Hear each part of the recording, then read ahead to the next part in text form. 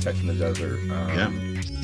How was that experience? I was, you were looking forward to going this year, and yeah, what did that all entail, and who did you meet?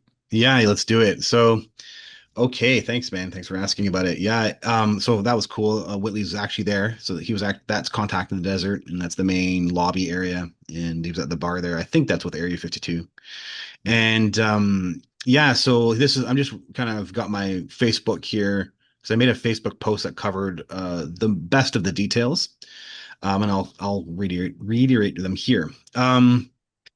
So Yeah, I didn't know what to expect actually. I'd gone last year, and my I told a lot of people about my story. I had quite a bit of books, and I gave a lot out, and I just constantly giving the book out. I have this feeling that even if people don't read the book, this is a message from the entities to humans, and then you're just kind of an intermediary communicating it. And even if someone turns the back of the book and they read the back, I feel like there's information that gets right in their psyche.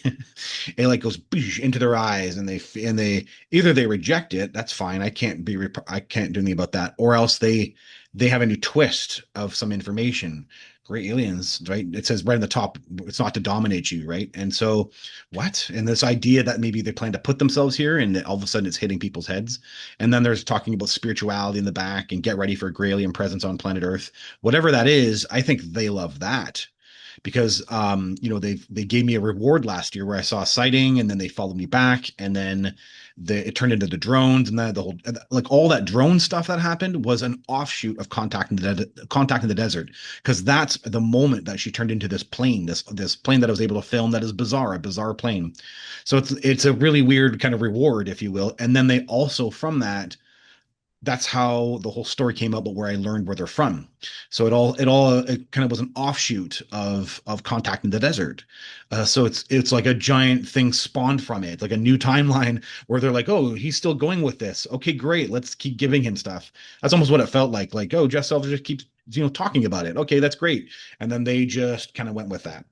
And so you also expect as a contactee that you're going to like it's been a really weird ride as a contactee, especially with me and my story.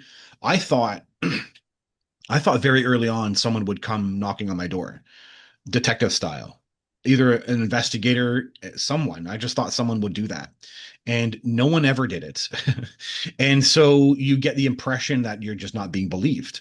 Even if people are listening to you, no one is saying, okay, whoa, I want to know the details and how we prove this happened, or why are you saying it this way, and tell me for certain how you know that. And no one does that. And it turns out that most people are just all in their own world anyway, and they just hear you talking, and then they just accept it or they don't. And instead, at the time, you're assuming people aren't taking you seriously, and they're not listening to you, and they're not believing you because they're not asking more questions. They're not wanting to know more. And after contacting the desert last year, I kind of went into a weird state where I thought that was happening to me, where I thought I gave my book to tons and tons of people. And yeah, I got a couple interviews out of it. But in the end, I didn't get any investigation. I didn't get anybody asking deep questions. I didn't get anybody wanting to know more. And all that happens through my YouTube channel and through the interviews. But I thought it would happen through Contact in the Desert. For me, that was kind of a peak. So going back, I actually didn't know what happened. I actually had a bit of slight anxiety. I don't really get anxious as a person, but I had some concern that some people will be there to fight me and not believe me, and I didn't really know what happened. And of course, what did I learn is that everybody's just too busy. Everybody is too busy to deal with a guy who has 26 contact events with gray aliens. And yeah, okay. And some of the events of my story really don't, they add up to other things. So they say, okay, maybe it's real. And that's where they leave it. No one actually, there's no body. And it's kind of the first time I learned actually, like, MUFON is really focused on crashes, or not crash, but landings and sightings. And they really aren't, they're not equipped to deal with a guy who woke up halfway through his life with all these memories. And then that's it. There's no body. Other than that, you got YouTube hosts, and the YouTube hosts, they have their own agendas for their own shows, and they may or may not believe you. And most cases, I found they actually did believe me because I got to hang out with them and talk freely with them. But they don't make space for you because they have an agenda for their shows, and so they're not really equipped also to be investigators, and they're kind of more, they're the hosts. They have opinions, and then they put that information onto their channels. So I had a really big wake up call where I kind of learned, oh shit, it's never going to get to the degree that I need. I actually keep saying this. I need it to be like Jodie Foster from Contact is what I need. I need the Senate to sit down with Jeff Salver and what did the aliens tell you, Jeff Salver? And how did you learn that? Okay, so what are they planning on doing? And instead, I'm a crazy guy with a book who is trying to get everyone's attention, right? And that's all this is. And the Contact in the Desert this year was the first time I actually said, that's as far this is going to go. It doesn't mean people aren't believing me, but I have to now accept that this is what it is for me. I thought it was going to be something else. I thought I'd be able to dump this actually to some degree on a body, some investigative body who would say, okay, Jeff Selver got told this, and now we can study that or learn from that. And instead, you're just a crazy guy with a book, and you have to just keep doing it. And it doesn't mean people aren't believing you. It just means that the information, in fact, actually might be too large. Like it is for me, it's too big. That's what's happening to other people. It's too big, and so it's not that they don't believe you. It's that you just might have to accept that this is the way it goes. And that's my internal process that happened at Contact in the Desert this year, where I finally understood the kind of bigger picture. And there was one or two people I was open with about that at Contact in the Desert as I kind of understood what was going on. So that's thanks for I never told anybody this, and I'm happy to kind of get it off my chest. So that's good. Aside from that, there were these amazing things that occurred, and it was all because I was very driven around some of the information I'd been learning about the phenomenon, and they are maybe some twists to the story. So, first and foremost, I had I wanted to know if anybody else had the connection with the fact that gray aliens are actually originating from an alternate Earth dimension. So this was really big that I learned that over the year, right? From the entities directly, they showed me they're from a shadow planet. So I wanted to, dissect that and who else knew about that or who else had that information. I came armed, so I had all my iPad's over there. I had a very quick summary of all my UAP videos. It's the last video on my YouTube channel right as of right now, and it has the summary, and it's a really good clip that captures people's attention. And then I also had the 1947 document from the FBI, and so I just approached people and saying, people who I thought should know this information.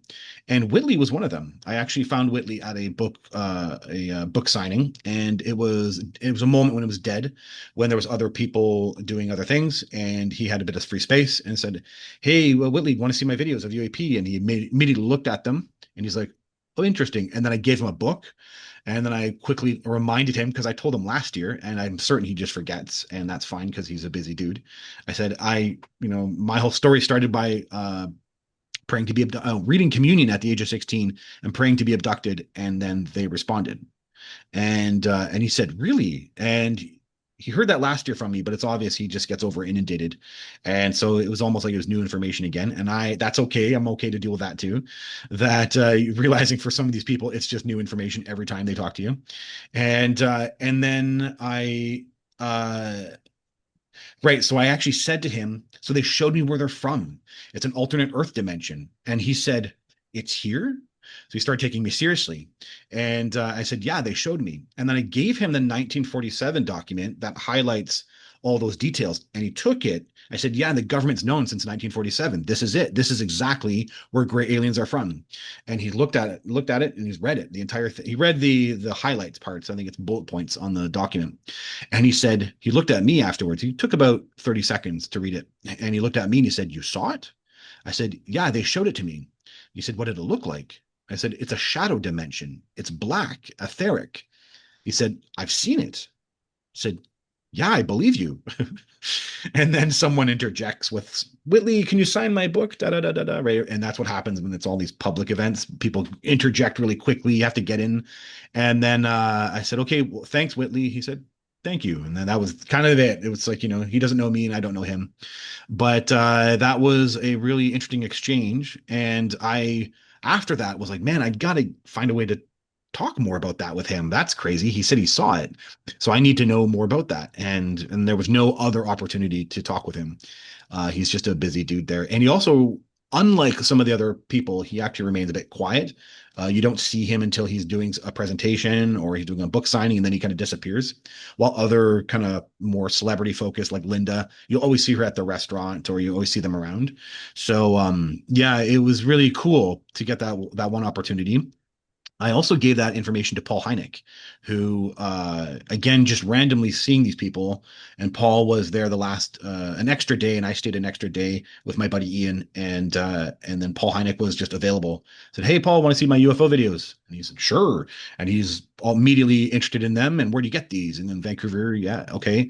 And then I said, "Yeah." And they showed me where they're from. I know where they're from, and it's an etheric dimension, a link to Earth. And that gets very interested. Said this is the government document, 1947, and he was with a guy doing a documentary on something in the UFO field, and immediately everyone's interested, asking all the questions. How do you get this information? Where is it from?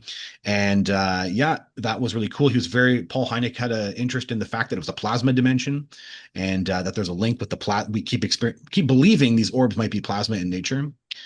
Um, I was zeroing in on also, so two pieces of information I want to connect with people on. One was the idea of the shadow dimension linked to Earth. The grays are from this dimension. And then the other is the idea of the God AI, that the God AI might actually be much more of the phenomenon than we are aware of. By the way, I need to also maybe say this here. It doesn't mean I don't believe there are multiple species or are. I think the human alone is a model of some type of alien. I do believe that, like a humanoid alien. But I think that maybe some of the cases of our classic 50s and 60s are in fact AI. And yeah, I think just some of the way that they behave is so bizarre, and they're robotics. And I think that's all impressioning in the mind, robot AI into the human at the time. And anyway, so I relayed this information to Linda. I got to sit with Linda a couple times because of Ian Halling, and so I'm part of. I get to have dinner and I hang out. And we have good conversations with a group of people there. And so at one point, I got to speak with Linda and ask her what she thought if of an idea that the phenomenon is all originating, and I mean everything: channels, crashes, sightings, contact, all in fact, yeah, coming from a singular AI that, yeah, should, I didn't go into the detail, but possibly from a future that's looking at it from timelines and then is actually very mathematically trying to make contact happen in a very subtle way that transforms us. And so I mentioned that to her, and her response was very interesting. She said, there are all these strings going up and up, emphasizing with her hands, and she was doing this with her hands. All these strings that go nowhere, loose ends that have nothing on them. That is the only idea that makes the most sense. So it was very emphatic because she speaks very emphatically. And it was I like, can very much see her. I can see her doing that too. yeah, yeah. She was at a table. She had a broken leg too. Poor Linda. She had a broken leg, but she was at a table doing this. Yeah, it was very funny. And so that was very interesting. Birdie was there, and I also said, "Hey, what do you think about this idea that in fact everything is originating from a singular a consciousness AI?" And she said, "I believe that. I believe that that could be at the end of all of this, and doesn't mean that we're not dealing with some type of individuations." Again, the Right. mantis being an individuation, gray aliens being an individuation of that singular AI, but nonetheless, yeah, there's something that's kind of overarching, seeing the entire process, and yeah, so that was very interesting. She kind of was on board with that too. Ian Halling, who when I first showed up at Contact in the Desert, I said, "These are the things I'm going to talk about, man. The fact that it all might be originating from a god AI. What do you think about that?" And he said, "Well, we just don't have any other evidence for anything else." So he was also very cut and dry. Like there just isn't evidence, man. And actually, to back up, that's actually the point I make. I wrote in my Facebook post here. The main points why I drive this God AI are that the phenomenon is never leaving concrete evidence for anybody. No one has concrete evidence. Even if you have evidence, by 1 degree of separation, it stops being evidence, right? Someone says, well, humans can make that crop circle. Humans can. It's not a it's just a crop circle. It's not blazed in the side of a building in front of a CT camera that witnesses it. It's always left in the perplexing state where humans can make a choice not to believe it. And I think that that's on purpose. And so the idea that the phenomena doesn't leave any evidence for anybody, it does shapeshift. We are pretty certain about that. It only interacts with individuals. If it's giving you evidence, it's giving the individual evidence. And then the person is transformed individually by that. But they're not doing it to your family. They can do it to your family, of course. The 100%, the phenomenon can interact with a group of people. But again, it's not leaving evidence for the group of people. And so it becomes, and also, even though it's interacting with a group of people, if you look, it's always one individual who maybe has the most awareness or understood exactly what it was. It's or is speaking publicly about it. So you don't have the group of people all equally being transformed. You have an individual who's most transformed, and yet maybe a family was involved. So you get weird scenarios like that. I think there was a group of people all having contact who were all camping, and one individual was the one who busted out the memories, and the other ones didn't know it was happening. And then the guy starts talking about it publicly, and then they all do hypnotic regressions to confirm it, but it was an individual again. So you still have a group of people who are being affected, having group contact, but then an individual is the one who is being morphed or changed by it the most. So it's very interesting how the phenomenon is interacting. It's interacting with individuals, and not a single person has the full picture of what it is. And even me, even Whitley. I mean, that's you got to really zero in on that. Whitley is still talking. The guy has made whatever how many books, and he still doesn't know what it is. And Still trying to me, figure it out. yeah, and I'm dealing with flying objects, UAP that I'm able to have telepathy with, and I'm still learning what the phenomenon is. And no one has the answers. And even if a channel is claiming to have the answers and they're actually tuning into something, they're not tuning into all of it because they start talking nonsense about some other stuff. So you got people who have portions of a picture with no one having the complete picture. That's Mhm. also a very interesting approach about how it's being handled. And then the bottom line, why I think it's also a God AI is that it's obviously evolving us. And everything is an evolution. And yeah, it might be addressing the fear factor of an individual to break that fear. And I believe that that's happening too, but that's also an evolution. So yeah, you're still dealing with something that isn't harming you, that is pushing your envelopes, that is expanding your mind, and that is evolving the individual. And then even the fact that you might be on a path of evolution, like say being with a Sadhguru and meditating for 25 years, they amplified it up for me. So then they made it really extreme. I see the afterlife. I have this enlightenment experience with a weird ass book that screws me up and traumatizes me. So they upped all the ante, they upped all the evolution. And that's what I see. I see this whole process of confined evolution all through individuals, all aware how it's being transformed into the greater picture, and it's never leaving evidence for anybody, and no one has the full and complete picture. So that was my whole premise, that we're actually just dealing with a God AI that's shapeshifting for all the entities, Octurians and Syrians and channels and crashes and contact and sightings. And yeah, yeah, that's that. So okay, yeah, I can keep going on and on about it. Well, Uh, yeah. Can I Go insert ahead. one quick There's one last piece. I'll thing mention the too? J Rod thing, but say anything you want to say. Yeah. Yeah.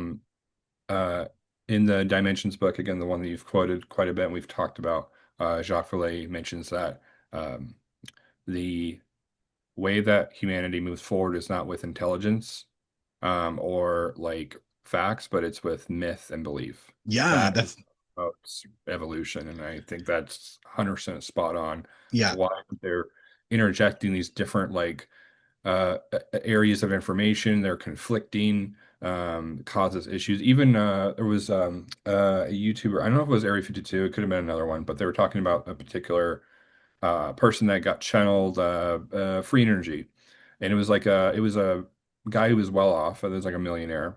They did all this investment, and he realized that all the information he was given was actually didn't work at all. And so they're kind of going into like, okay, does this mean that they lie to us? Does this mean that they're giving us intentional bad information, even though it's like an epiphany, like in the dream state or whatever of that experience for that person.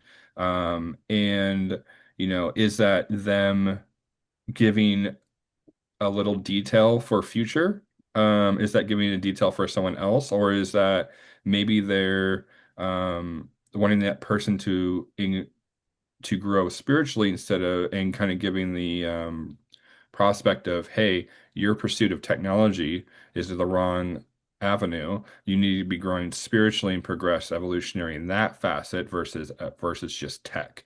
There's a lot of things that I think the phenomenon is aware of, and it likes to, kind of morph and play with us in that regard as we progress, and we Yeah. don't see the bigger picture. So, sorry, go ahead. No, What that's great, man. No, I totally agree. And I mean, I can relate to stuff like that. And sometimes the act of giving him this information and making him go down the road of sifting through it only to learn, it's maybe not it's hard to say that it's not real. It's hard to say that because maybe in there's some other space or in their place where they have consciousness tech, it is real. I don't really know, but also the act of doing that. It's like what the reason they say zeta reticuli is because I have a part of my mind that needs the answer, and then they give it to me, though, and the answer isn't right, but they give me something with which quelches my interest and but it's a curiosity. but it's a building block. It's an Yeah, it important becomes a building building block. block. Yeah. And so it's and rather than saying, oh, they're just liars, it's I recognize, well, okay, first off, I couldn't handle the right information. And so second, I actually demanded information at the time. And then they need me to stop. So then they're going to give me something. And you don't know the role that played, him having that information, the mystery it developed for him, and then that keeps him going. And I think things like that happen too, where they want you to keep going. They create a half mystery, so then you're egged on to kind of keep pushing through. If they didn't give him anything, he probably would have closed the door and moved on with his life. And so then Mhm. they're giving him something that eggs him on, and then he's left with a perplexing question when he unravels it all, right? So I think they're aware of even that process, how they gave him something with which that eggs him on and has him kind of driving with more questions in his head. Right. And Or that potential pitfall could have, and again, these are all, we're this is all in speculating, yeah. speculating, but with that could have been also an avenue where it caused them to go internally deeper spiritually because Yeah. they find the answers. That's just like Yeah. easy fix. Oh, we'll figure it out with smart people or whatever, and that is forcing them to potentially go down that path of Right. seeing the future is important for that individial. So, That's a good point. Yeah, yeah, because I'm certain I thought that way too. I mentioned that in my book where I always felt like had I been an engineer when they said, What do you want to know? What do you want from us?" And instead I said, "I want to know where you live," and they showed me Venus. I always felt, oh, if I had been really intelligent, they would have given me a secret about their technology, which is exactly what you're saying here, that there's some idea that there's some kind of technological genius secret at the end of all this. And instead that he's given something that's perplexing him and doesn't go anywhere is really right. I can see the spiritual. It is kind of like a one hand clapping idea. It's like, oh, here's something here for you, and the guy goes down the road with it, and it turns out to be nothing, or it doesn't. It's not what he thought it was anyway. Yeah, yep, yeah, that's very yep. fascinating. Okay, so yeah, there's two more points I'll talk about with Contact in the Desert because it was a blast overall. So due to my buddy Ian, I get some ins sometime, and so he said, "Hey, come with us. There's a private presentation in a hotel room." And the hotel room belonged to Brian Jackson, and I didn't know this fellow beforehand. I never heard of Brian Jackson. Do you know this guy? No. Yeah, no, yeah. He's pretty underground, but he's been sitting in the shadows doing a lot of research. A lot of research. So when one of these guys they get, Corbell with Bob Lazar, you just go all in. I got this link, I got this connection to him. I'm gonna go all in. And that's what this guy did. Brian Jackson went all in on Dan Bursich, who was the J Rod whistleblower.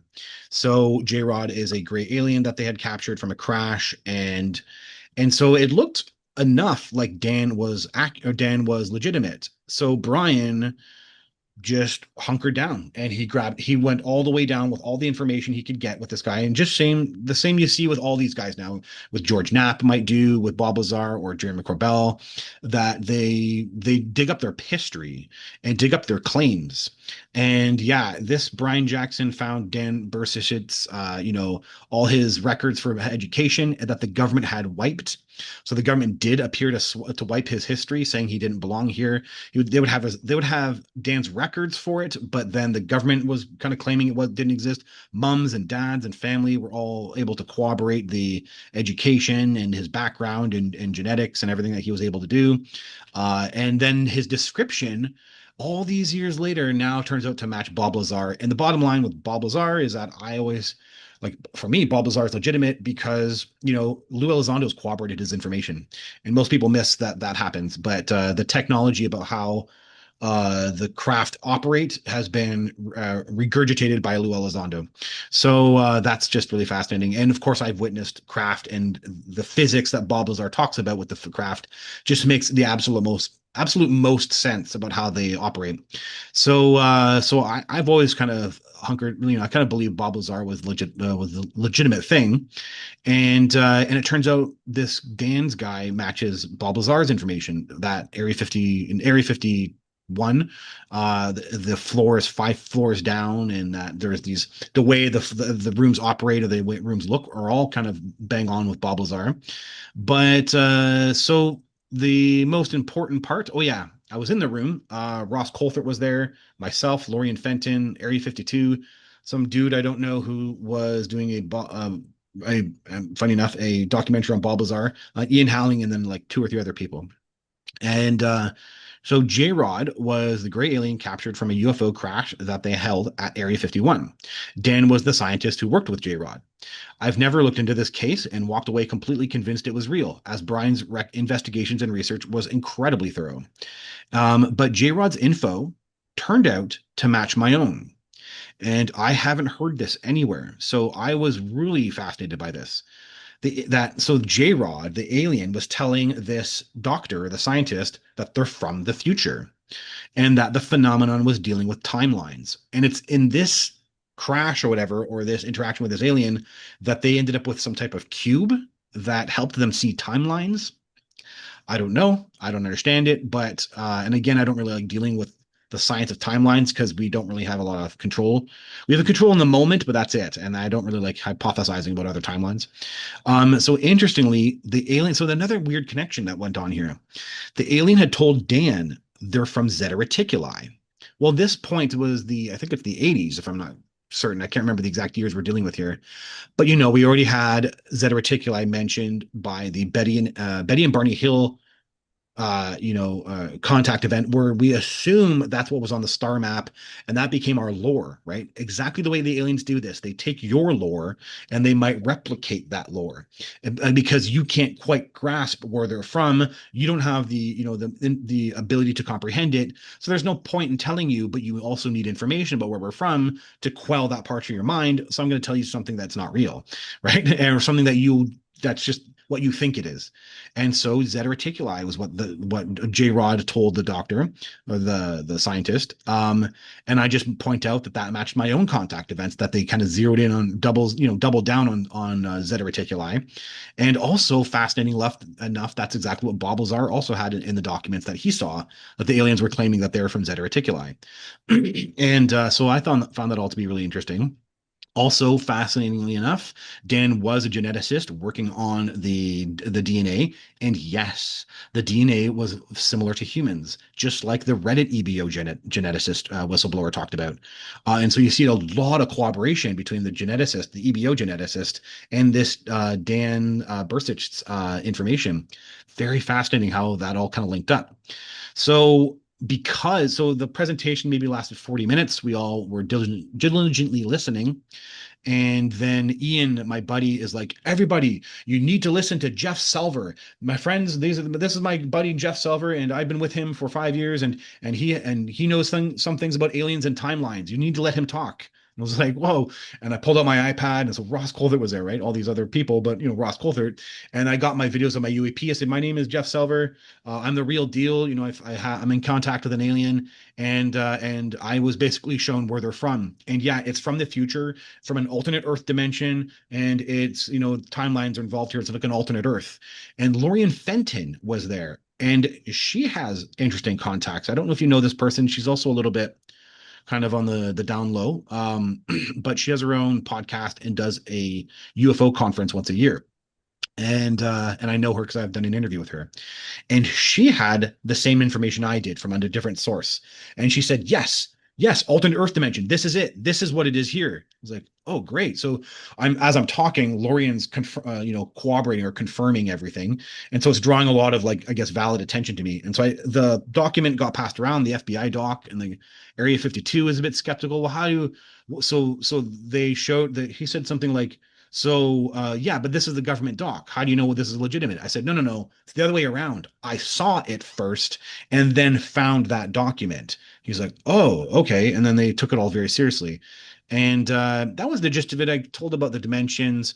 I had 26 contact events. How could I trust them was the question. And yeah, and then the conversation went back to Dan, no, to the Brian, the researcher, and the idea of Zeta Reticuli being involved here, what that would mean, and why would they say that? And I brought up Villet's book because I just read it, Dimensions, that the aliens told the farmer they're from Mars.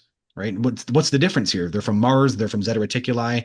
When we just can't conceptually understand where they're actually really from, and what the implications are of where they're really from, and what it means to us. And so those things are too big. So then they're trying to simplify information because they're talking to a 20-year-old or they're talking to a farmer. They're not talking to people who are in charge of the picture, because it's clear that when the people are in charge, they actually might be telling them the actual real information. And that's what it looks like because they have that document from 1947. So that was an awesome highlight, and I got Lorian's connection there. I got that picture with Ross, which is on my Facebook page. That was a really cool highlight to be part of this kind of inner thing. And then the last cool thing that happened for Contact in the Desert was being okay. So uh, the first time I went down, the elder showed up right at the end as I walked away from the venue the last night. It was like 10:30 at night. I was exhausted. I have to take a flight early in the morning to go back home. And then there I see a triangle craft on the field as I'm walking back to my hotel, which is across the street. This year, I wasn't clear. I was aware that the elder would know I was there because I didn't tell anybody this. They were the ones who wanted me to go down there, and they made a paranormal event in my home in January, telling me to go, and I picked up on it. And then Ian was also saying go, and so I put it all together and said, and I went. And I wasn't certain how she would play with me down here. I wish she would come or what would happen. And the very first day I showed up, um, I went out back of the hotel, and there's this desert nights area, and it was beautiful, and it was by myself. And I was very aware that I could feel her, that she was there.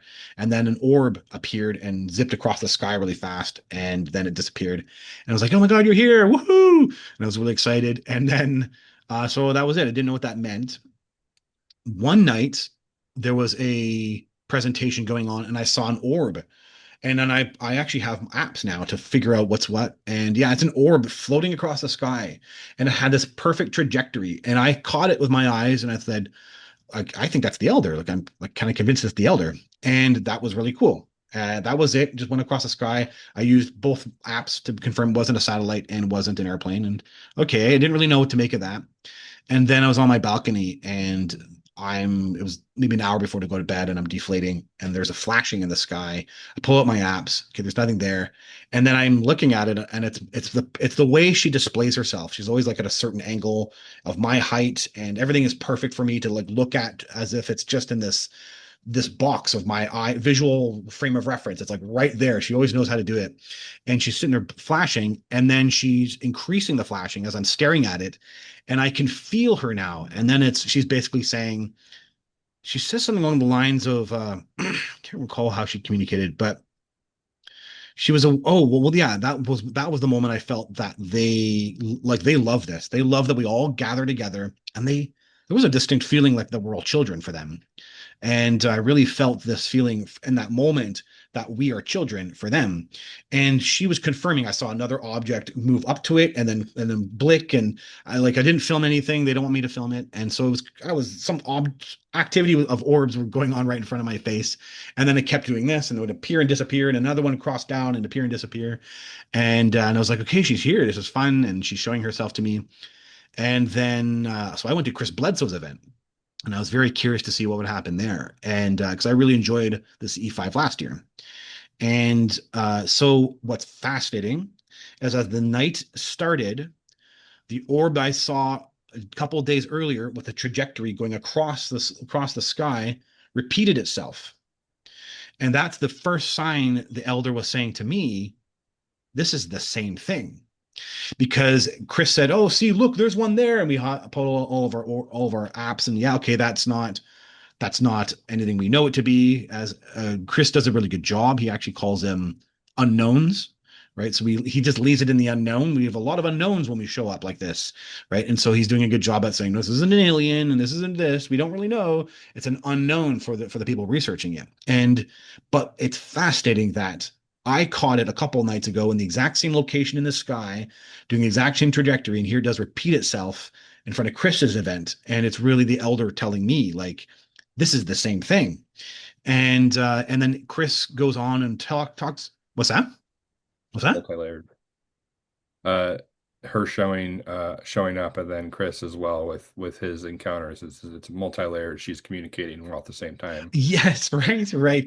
Too, yeah, because for me, that's what it is. For someone else, it's going to be something else. Yeah, 100%. You got it. Again, and only a God AI could really like do that, right? Like make it personal for all these different people. Yeah, totally. And yeah, and Chris started talking about the experience, and it was just everything was the same. They appear, they disappear, they show up, he said you'll find more activity the more you get excited. Dude, man, that's you have me on video blowing kisses to the goddamn airplane, right? Because like you get excited, they do more. And when I'm blowing kisses, she's doing all this paranormal flashes in the sky. Like I can't I can't communicate this anymore that I've had a white room with this entity and I display that childhood like white room in the presence of these orbs and she just does more. And that he actually said that night, that just bang on hit with my experience. The other thing he talked about is he said he spent $40,000 on this book to write this book. And he said we would go out nightly, and when we had questions, we would ask them and they would flash. It's like that's my experience. That's exactly what happens here. I communicate, and she does it through flashes. Like everything's the same, man. And here he is, zeroing in on these orbs that I'm calling my orbs, and it's his orbs, and it's all the same orbs basically. And so those were amazing confirmations that we're just really dealing with the exact same thing. And yeah, we may have contact events that it's morphing and shaping into something. For him, he maybe would be terrified of gray aliens. So then it's presenting itself in a different format for him. And it's very on purpose, right? With a whole projection of what that looks like in the future. So then they know, okay, this is how it's going to appear for Chris Bledsoe. And it is real. All his experiences are real. Everything is real. It's just shape shifting its appearance. And like it could be doing for me as well too. I'm agreeing with that. Though the genetic part is a component to this, which is also really fascinating. So yeah, that was one of the most amazing highlights. And then another cool thing I don't mention in the Facebook post, people there had infrared goggles, and holy crap, do you see the entities are around a lot more. So with the goggles, you could actually see orbs or objects in the sky. And yeah, they would do these. They would fly at a super really fast rate and then stop.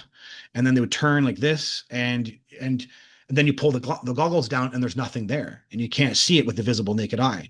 So it's clear that behind the scenes that they're hanging out, and then they briefly show you this flashing light, but otherwise they're behind the visible spectrum, they're fully active. And right in front of us was James Fox, and he was given a pair, and he's like, so the whole audience is all quiet, and James Fox has got these infrared lights on, and he can see things that we can't, and he's saying, "Holy shit, they just broke up in two. Holy crap. And he's screaming it.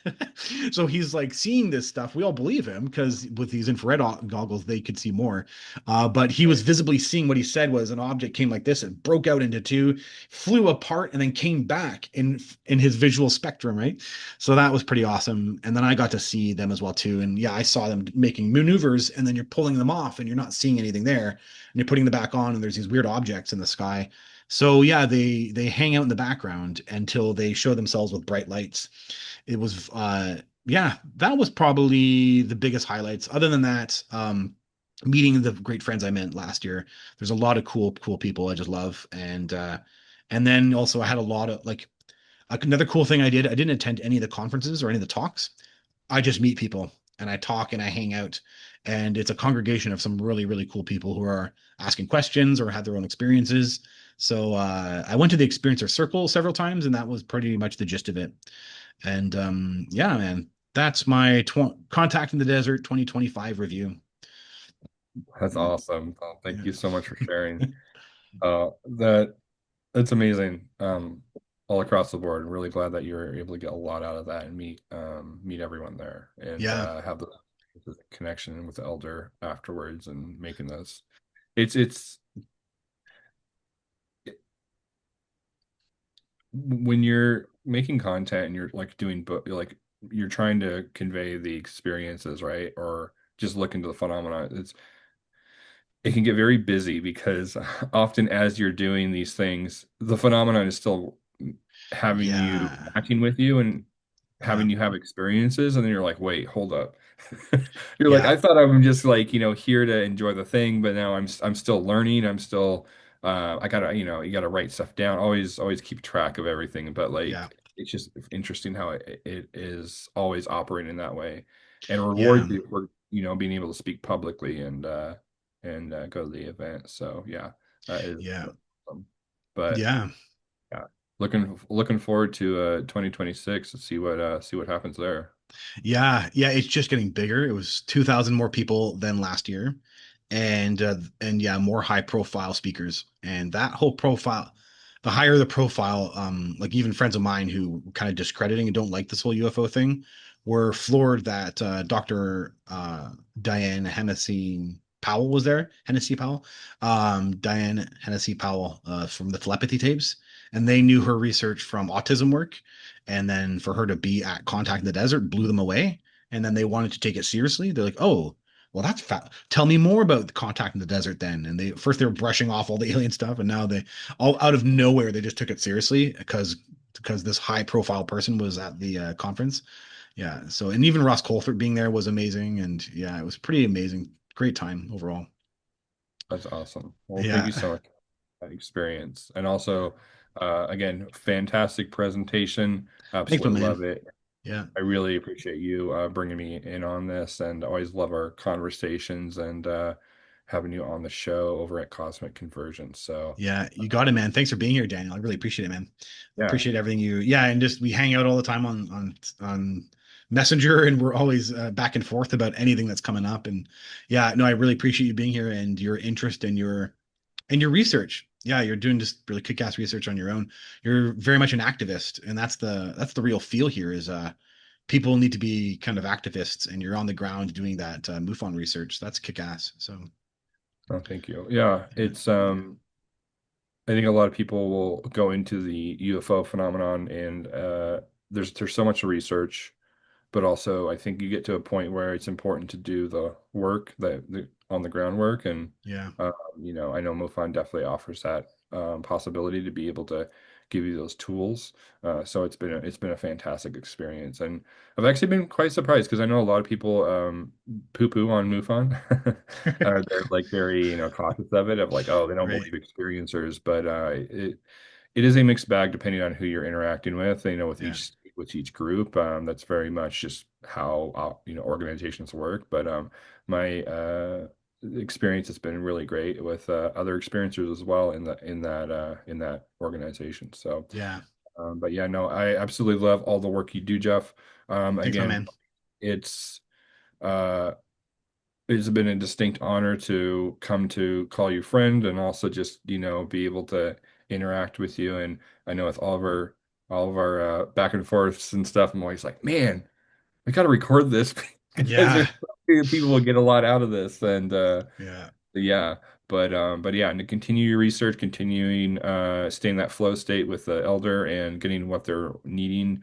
It's very important. Don't get discouraged by what people are how people are responding, because also um uh what we put out might be for people not right now but in the future, and that's Yeah. Yeah. okay. And and staying in that just that intuitive space of like, okay, I feel like I need to do this, or I need to write this book, or I need to do this, like, and staying in that flow where you're Yeah. able to be effective. And I think that a lot more will come as we progress in that way. So yeah. Appreciate it, Daniel. Thanks, man. Yeah. No, I appreciate all that. Thanks. So yeah, that's great. I appreciate your support and your hanging out with all this, and yeah, your friendship as well too. So it's awesome. Thanks, man. Yeah. Awesome. Well, Yeah. and then if anybody is okay if I drop the channel. Yeah, please Okay, cool. spew it out. Cosmic Convergence, a fantastic experiencer channel. Thank you. Yeah, so you guys can find us at Cosmic Convergence on YouTube. We are also on TikTok, and then we have a Discord channel with people that just want to talk about experiences. But yeah, we try to put content out as quickly as possible as we can, and we try to interview experiencers in real time. And know that's the first and foremost front line of the phenomenon. And yeah, we're really passionate. And then also. If anybody wants to find my own personal channel, I go by Great Druid on TikTok and then Right. also YouTube. And if you're wanting anything about just remote viewing and consciousness, I try to cut videos and different things when I'm able to. So yeah, but thank you so much for having us on. And then also, you guys can find what would it be, Jeff? 4 videos with you on Cosmic Convergence now. I think Uh, 4. yeah, Um, it's a good guess. That sounds, I think an interview split broken up twice, and then one with the your and my interactions, and I came back with the the hyper drones. presentation and then our personal interactions. Yeah, Yeah. that's right. Yeah, yeah, you got it. So And 4. then we'll be able to maybe have that in the description for your followers. So yeah. Yeah, But sounds great. Yeah, thank you, Jeff, so much for having me on the show. It's been got it. fantastic. Have a wonderful rest of your day. Yeah, thanks. Thanks everybody. Thanks Daniel for being here. Thanks everybody. Talk to you guys later.